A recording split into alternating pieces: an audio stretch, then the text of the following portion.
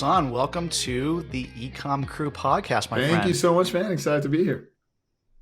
Absolutely. I know you from the MDS community. I see what you're up to from time to time when you post there. It's just been a awesome journey. I'm so proud of you and the things you've been able to accomplish. It's really Thanks so much, man. knowing people like you. It's inspiring, man. And it's Hey, really early cool. on, I listened to the EcomCrew podcast a lot. So There you go. But now you don't need to listen to us anymore because you've outgrown that. You're maybe people will come back and listen to us now that we've had someone like you on. I appreciate it. But in all seriousness, man, I'm really excited to chat with you. There's so much we could talk about, but I think we're going to narrow it down to a couple of areas. Before we even get into that, maybe let's just take a couple of minutes for people who are listening who don't know who you are or what you do. So let's kind of do the whole intro thing. Cool. So who was Hasan? What are you selling, and how long you been in e-commerce? So I run UnderdogGames.com. For anyone that doesn't know, we sell board games that are aspirationally educational, as we like to say. So we sell a game called, our two biggest hits are Trekking the National Parks, Trekking the World. One's about traveling all over national parks, one's about traveling through the world, and we have a Kickstarter right now for a game called Trekking Through History. And so my ecom journey started before that, though. It started when I was in college. I actually started selling online arbitrage. You guys, I don't know if everyone knows the different business models, but we started off with online retail arbitrage when I was in college. And then I actually went into establishing relationships with distributors through wholesale. So, I would buy board games. That was my niche I got into. I bought board games from distributors. Okay. I sold other people's board games on Amazon. And then I got some consulting clients, and through a long journey, I ended up running my own board game company with Charlie Big, the creator of Trekking the National Parks. So, yeah. Interesting. And so what was like kind of the light bulb moment? You're selling other people's board games. Yeah. Then you're like, I need to develop my own board game. That sounds easy in practice. I mean, there's just so many, there's thousands upon thousands of board games out there, right? So coming up with something unique that then can become viral enough, or get enough attention where you can even sell more than one copy of this thing. Seems like a daunting task. So like, what was kind of the light bulb there, and how did you go about getting exposure for these early games? Yeah. So there's so many stories around this. Okay, so to start off, when I was selling other people's board games, my job our wholesaling board games is a little different than like people wholesaling other categories, like replenishables and all that. My job was essentially to figure out what's going to be really hot, buy a lot of stock, and if the manufacturer runs out of stock, I have the only stock. Be the only one with inventory. Exactly. So it was like, so what happened was I spent 2-3 years developing an intuition and a lot of data. I would look on websites, I would look on Reddit comments. I would try to gauge feedback for if a game was going to get hot before it even got hot. So I developed a really strong intuition for what was going to be good and what was not going to be good, what was going to sell out, what was not going to sell out. I mean, there was also stuff like, do I think the manufacturer is going to print enough? Like, you just develop all of it. Yeah, there's so many things here that can go wrong because you don't know their manufacturing pipeline, how quickly they can. I mean, I signed up for every newsletter of every company that made games because I was like, I need to know. Maybe there's inside information on print runs and all this stuff. So it was a weird world, but what was cool was that I learned a ton about how board games get made in that process. What's funny though is I never played them. I had this notion that if I'm selling board games, I should only use data to make predictions on whether a game is hot or not. So I never played them because I don't want that to influence whether I thought it was going to be a hit or not. And sometimes I would miss out, but it was a more systematic way. I mean, at one time I had a script to analyze how often a game would get mentioned in Reddit board games to see if it was gaining popularity or not. That was a whole system. So that was happening. And in that time, I'm thinking to myself, okay, I don't really know how to run a board game company. I don't really know how to make board games. I still, to be honest, do not know how to make board games. So we'll talk about that. However, at some point, I do want to have my own brand because having your own brand is defensible in a way that wholesale is not, right? I knew, so this was back in 2017, 2018, and wholesale still works for a lot of people, but I knew even then what was going to happen, if you don't have anything defensible in your business, the end result is increased competition. There was no moat. Like anyone could sign up with these distributors and get the same games I was getting. The only thing I had going for me was that I had a little bit like stronger knowledge, but that's not going to survive. I can't run a business on that for 10 years. So I knew I wanted my own game. What happened was I went to Grand Canyon National Park. This was when I was 22. I was about to go to ASD, I think, one of the Amazon conferences in Las Vegas. And as I'm about to go, I was like, you know what? I've never been to a national park. I should go to a national park. I've also at that point never slept outdoors in my entire life. I've never gone hiking. Wow. I mean, I've gone hiking a few times, but I've never slept outdoors. No one in my family hikes. No one in my family really cares about the outdoors in general. But so in a very spontaneous moment, 2 weeks before I was going to Vegas, I decided to sign up for a 4-day backpacking trip to the Grand Canyon, a guided 4-day trip. Very cool. And it was the most magical experience of my life. My first night I ever slept outdoors was at the bottom of the Grand Canyon, which was pretty incredible. Awesome. And then 2 weeks after that, and that's all right, it all comes together. It's a long-winded story, but it all comes together. 2 weeks after my night outdoors, my client that I was meeting in Phoenix, after I went to Vegas and I went to Phoenix, I met a client there. They offhandedly mentioned that there's a friend that they know named Charlie who had a game called Trekking the National Parks. And as soon as they said that, having now gone to a national park and realizing how much I loved it. Now you're an expert. Now I'm an expert, yeah, because I slept in one national park. I know. Right. But something happened instantly. As soon as you said Trekking national parks, I realized that I wanted to play that game.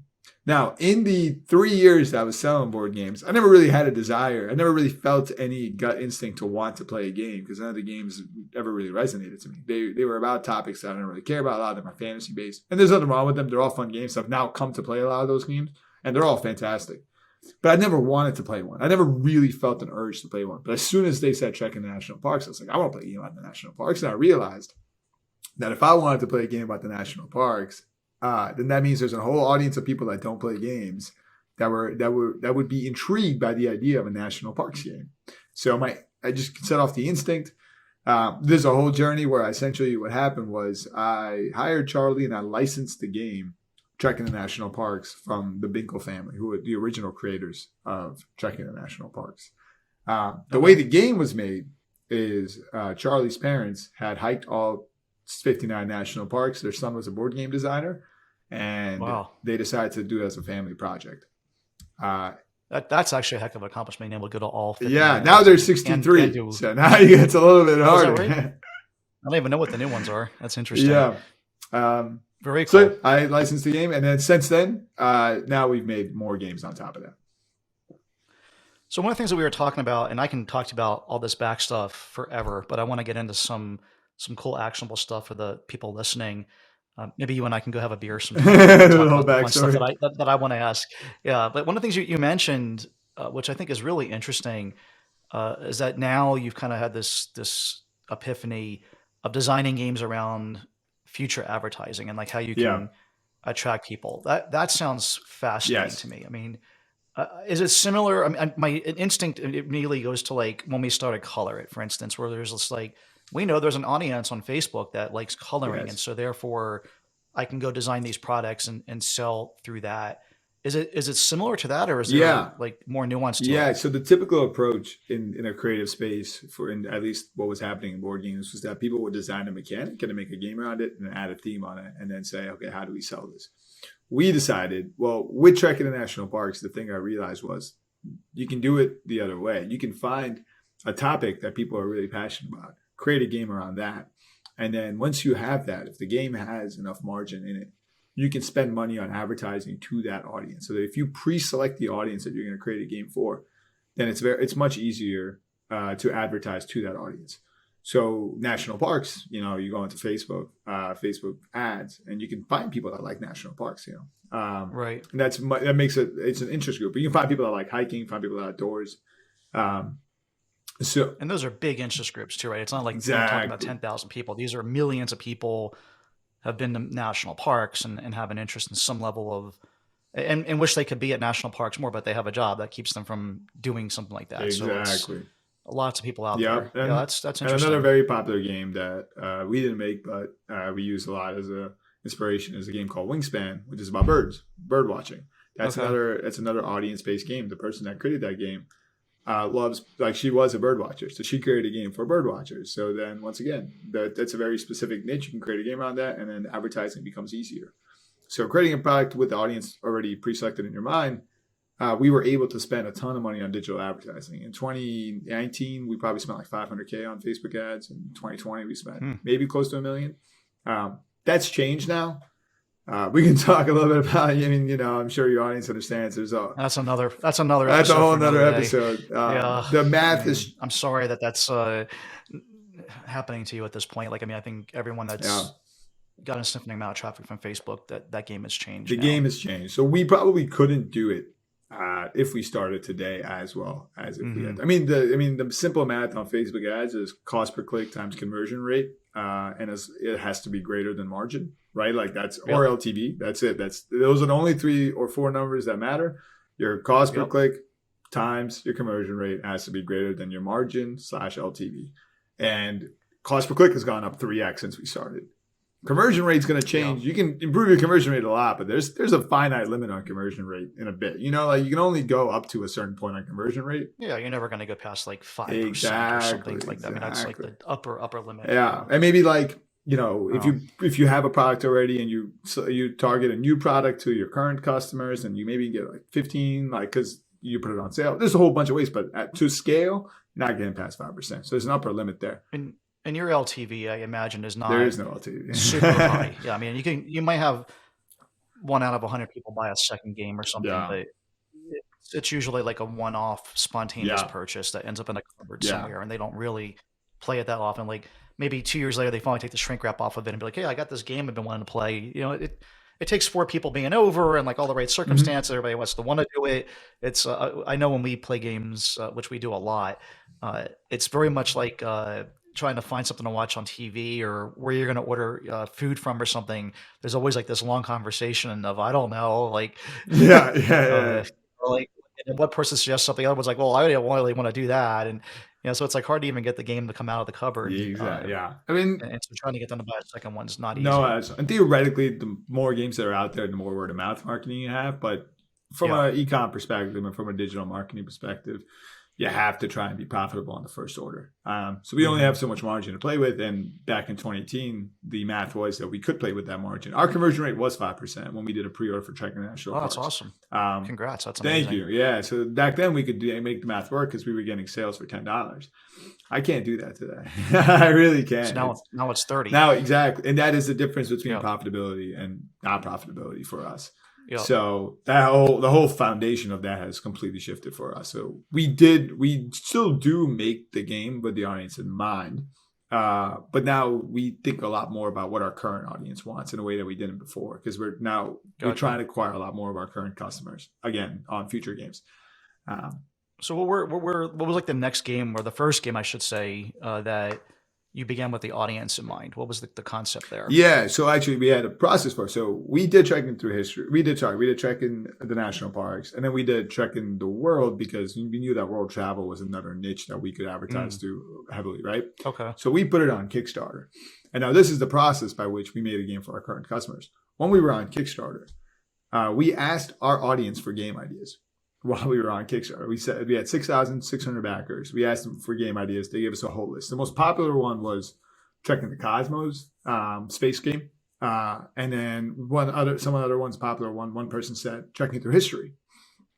After we asked for suggestions, we also came up with our own list.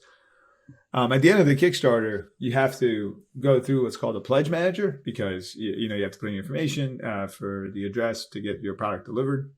So there's a very high. Everyone has to go to the pledge manager to essentially get the game at the end of the process.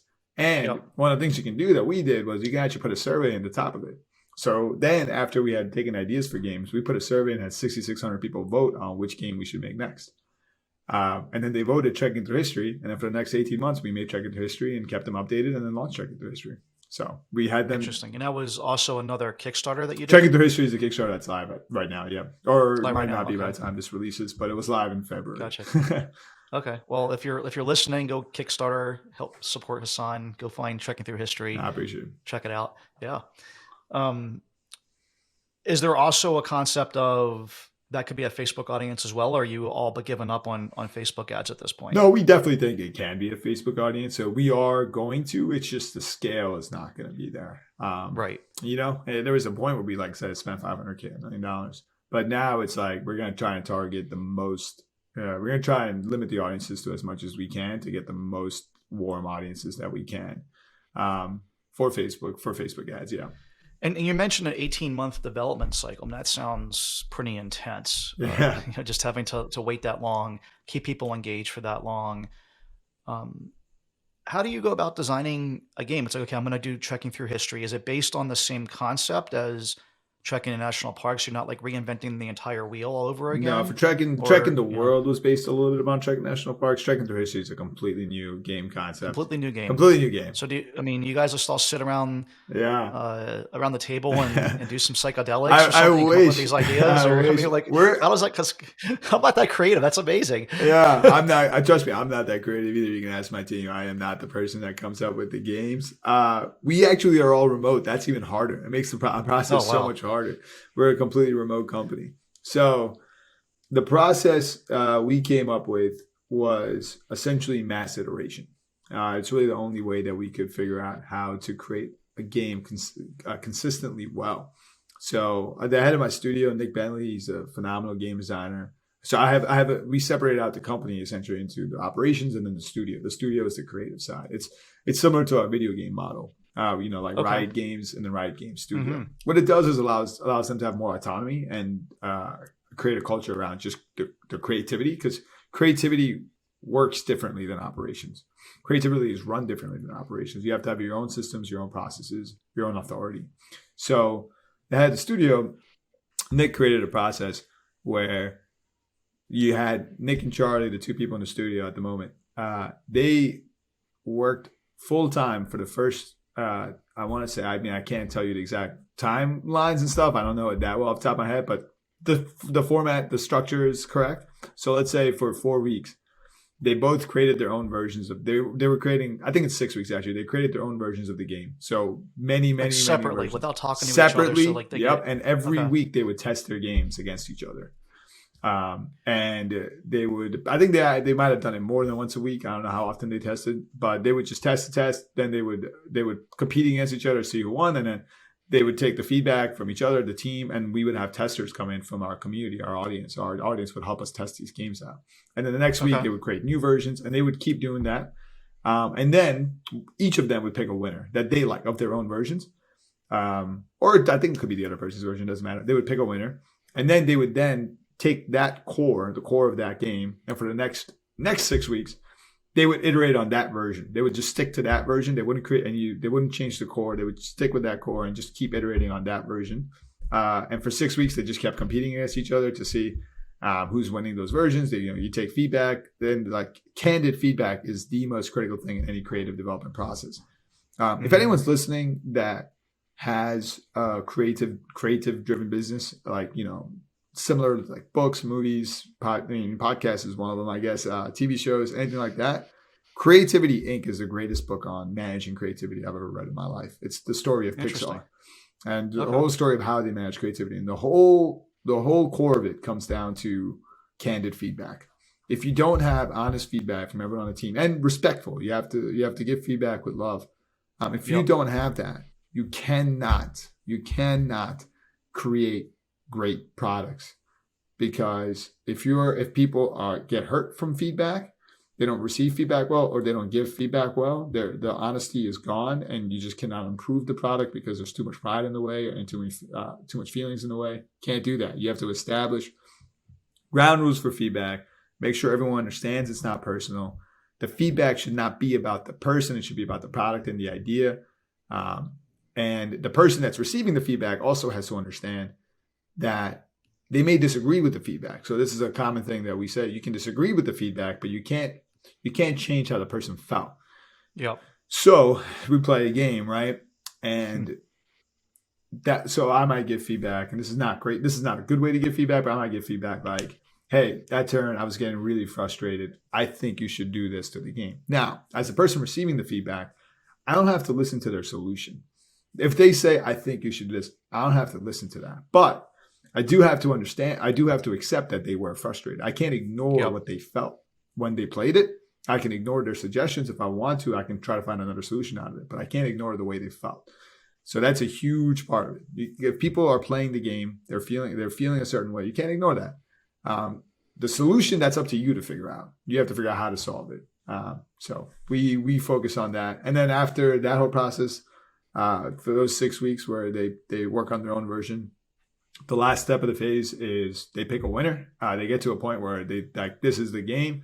And then they both develop that game together over the next couple of weeks. And you just keep developing it until you think it's correct. And then it's the whole art and everything else after that. So that is the development process for a game. It's such an arduous process. And I mean, we're in this world of instant feedback, and it's something to wait 18 months. It seems like so like 1982 or something, because everything happens in real time these days. Everything happens in real time. Our stuff is also different because we're trying to make a game around a specific topic, and that's harder to do than just creating a mechanic.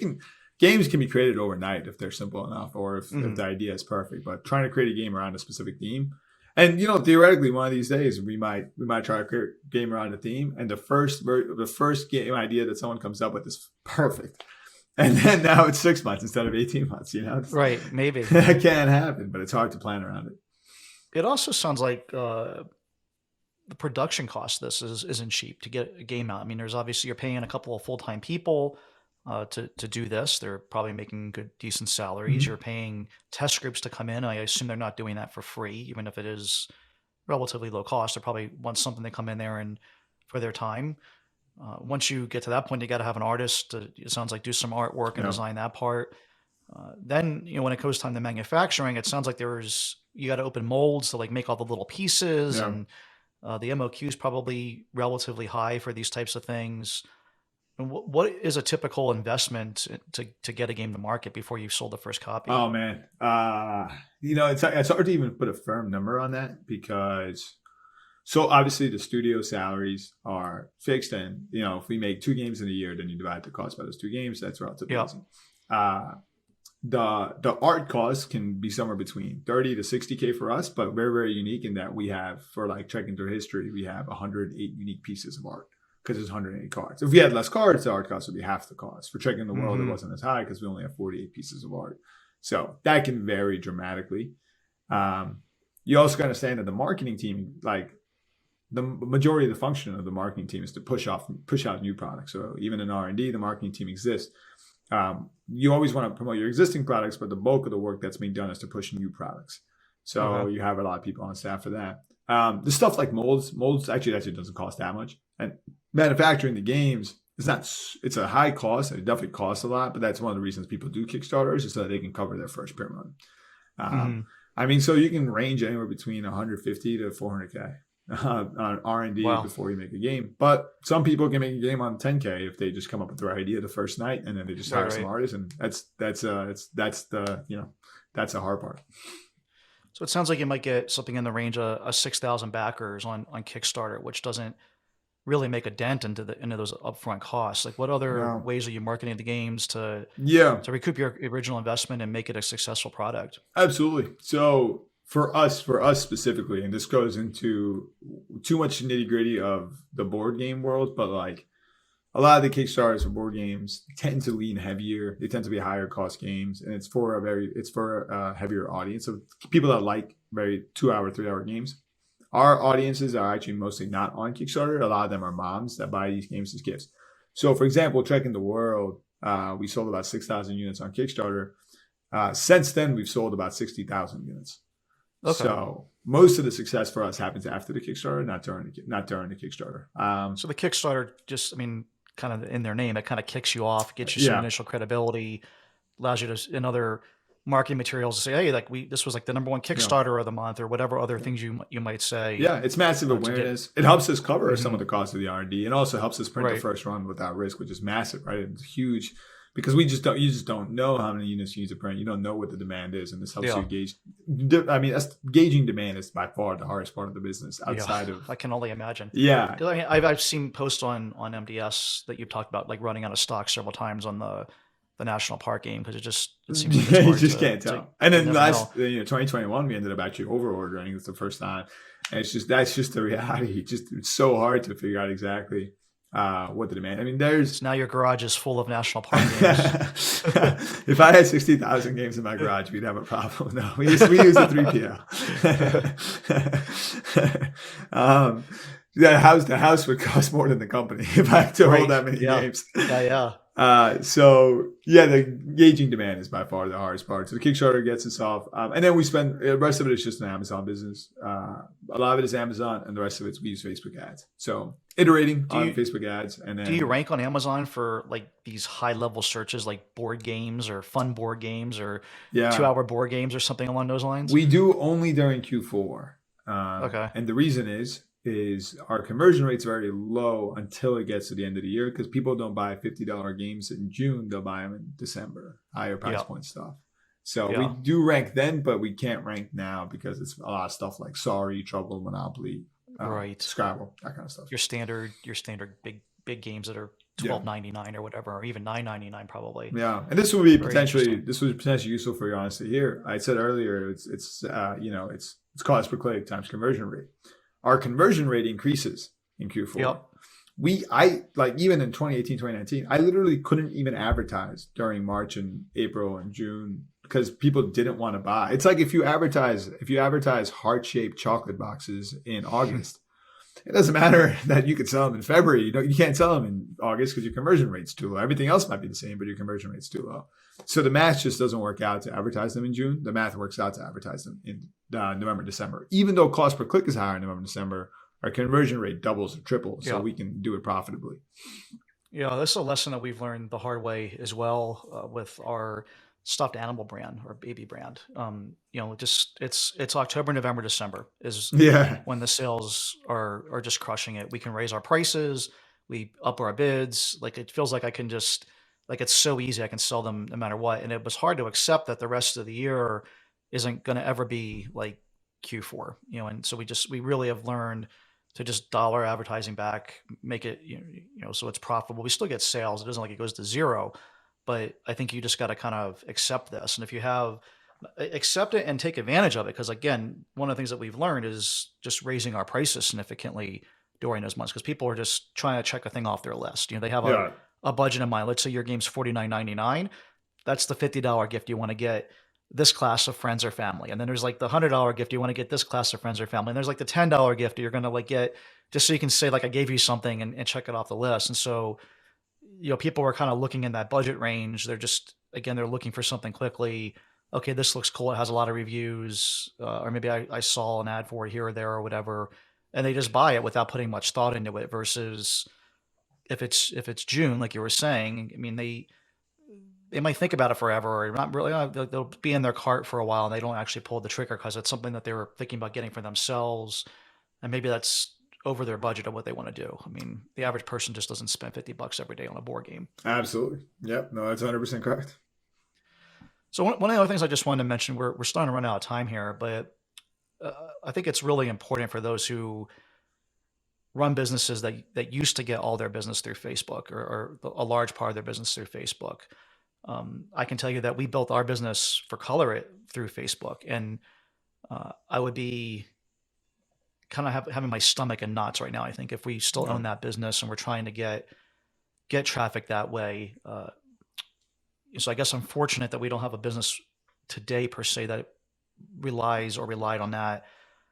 But I know a lot of people who, including yourself, that are in this position and having to kind of reinvent themselves to, because I think that I look at some of this as this is where the opportunity in business comes in a lot of ways. It as long as you can survive it, this is kind of where the opportunity comes, because that everyone's trying to scramble to find the new thing. And I mean, at one day or years ago, that was like Google ads or something where the tide shifted and everyone got into Facebook, right? And so there's always this cycle.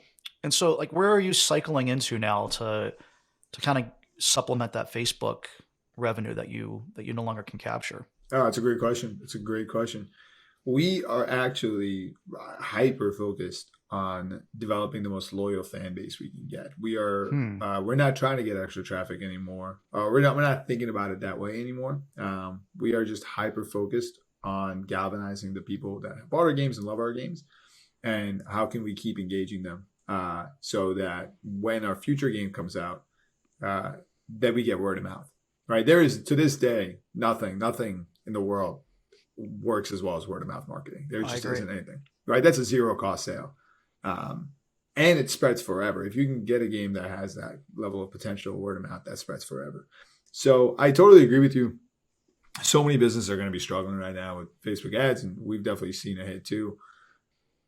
If you approach this as an opportunity to make your business way more defensible and way stronger, then it's the kick you needed, right? It's really the way you approach it. So for me, I just view it as this is the kick we needed to make sure that we understand that can we live in a world where we're not acquiring customers anymore?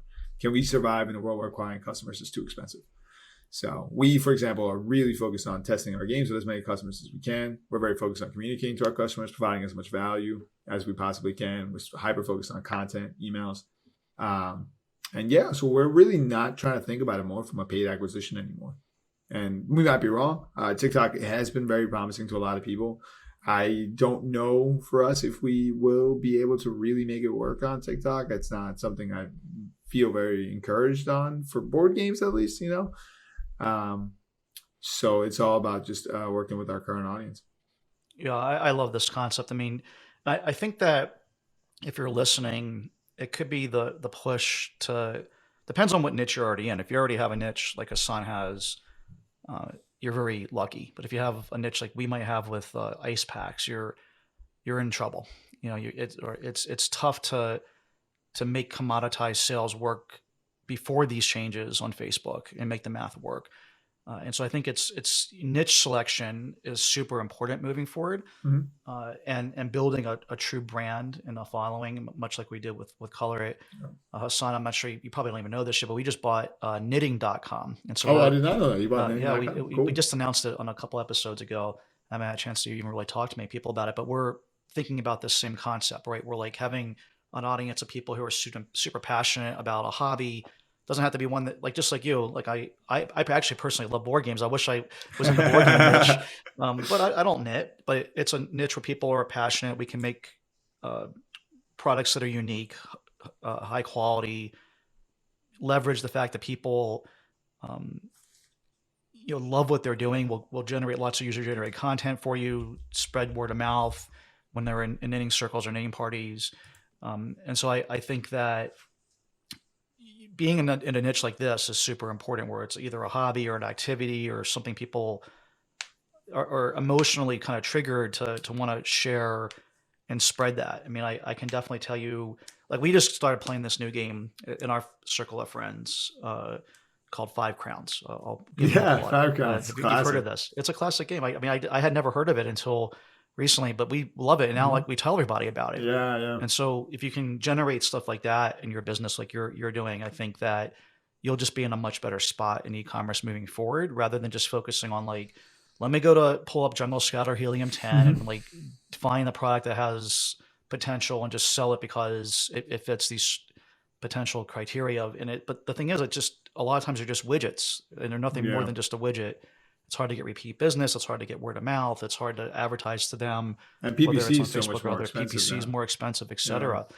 And so I think that, of all the lessons here, the things you've talked about, like the niche selection part, I think really goes to show, like, how important that is. Because, a lot of people that were making a living off of Facebook ads are just out of business now. Because, like, they didn't have those other aspects. I mean, it sucks. Like, I'm not like, I feel bad for them. Yeah. I mean, we've all been there. I think if you're in business long enough, you're going to go through these moments, and it's never fun to see other people struggling like that. But, like, having these types of aspects to your business, I think are super important. So yeah, congrats. If you're in a commodity business, you also, if you don't want to, I mean, you have to do all the things that you just said, but you got to find something unique in your business. I mean, a good example is Scrub Daddy. I mean, that's an example. Right. I mean, they took sponges and they added joy. They added a hole to a sponge. Yeah, exactly. If you can add an emotion to a sponge, I mean, that's the most commodity business you can imagine. This cleaning material, but that's brilliant. I mean, I think too many people undersell how brilliant that actually is, because it led to, that's $100 million business. Yeah, and it's patented, which is important. They have IP that they can defend, which I think is super important. And they're not just copying everyone else, and they were able to make it viral because it is just unique enough. It's like, it doesn't, you don't have to, again, it's not that we didn't reinvent the wheel. It's still just a sponge, but it's like kind of a double-sided sponge, and it has the hole, which makes the smile, but it makes you smile while you clean. And that's so powerful. It is. And then other people tell other people about it, which is super important. So, And the other thing I would say on that note is, you have knitting.com. I mean, content and community is everything right now. We have an incredible head of content, Stacey Tornio, who used to be editor of Birds and Blooms, and she has been creating tons of content for our customers. And we actually sometimes use them as email lead gens too. So, we'll create, so she's created like free national park maps, free calendars, all this stuff. We'll put them out. We'll use it to collect emails, and then we create content to engage our fans, post that. Knitting.com, I mean, that's an absolute model that I would follow too. Create free guides, free resources for people that like to knit. You get their emails, and then you create stuff for them. You build a little community around that, and that's like the way to grow in today's age, I think, in e-commerce. Absolutely. I mean, that is literally our business model. Like we just bought the domain name. We're working on writing our initial first articles. We're going to have free knitting patterns. People, and we'll try to rank for free knitting patterns, get people in, get their email address, and eventually you get them to buy some product. And one of the things I think that we do have an advantage of in that niche is that these are consumable products, right? Like once we start having yarn, like as people use the yarn, they need to buy more. Even the tools are somewhat consumable from the perspective of like people never have enough. Like if you're into your hobby or whatever, like you just like, let me get this other set of needles too, and this other set of needles, in this case, in this little bag, or whatever it is, the opportunity to sell people more is important, because then it increases your lifetime value, as you were talking about your LTV. If you can get that up from 1.0 to 3 or 4 or whatever, it's everything. It's everything. So I always say this, people, if you're starting off and you're new in business, or it's just early on, don't overthink it. It's conversion rate times traffic greater than LTV/AOV. Everyone tries to think about all these stuff, but it's like at the core, your business is just those 3 numbers. That's really it. There's nothing else to it. And it forces you then to be thinking about your COGS, hyper-focus, making sure you keep your costs down. So like you can't spend the money on ads to be able to survive in this dog-eat-dog world. No, you can't. I mean, you either got to increase LTV, you got to increase AOV, or you got to cut the cost of traffic. And like free resources, free stuff, free content is a way to cut cost of traffic. People will more likely to come to you if you have free stuff. If you have yarns, it's a way to increase LTV. Everything you do in your business is working on one of those numbers. So just don't overthink it if you're brand new. It's a lesson that you have to learn the hard way sometimes. Absolutely. Well, Hasan, man, it's been a pleasure talking to you. I want to be respectful of your time. If people want to reach out to you and chat with you, what's the best way for them to get a hold of you? Yeah, they can reach out at on the Underdog Games contact website, where all the stuff my customer service team will forward to me. Anything that's directed at me. So please feel free to check out the website, use the contact form, and I'll get forwarded anything that comes out that way. Awesome, man. Appreciate it. Have a good one. Thank you. Thank you Best so of much. luck with the new game. I appreciate it.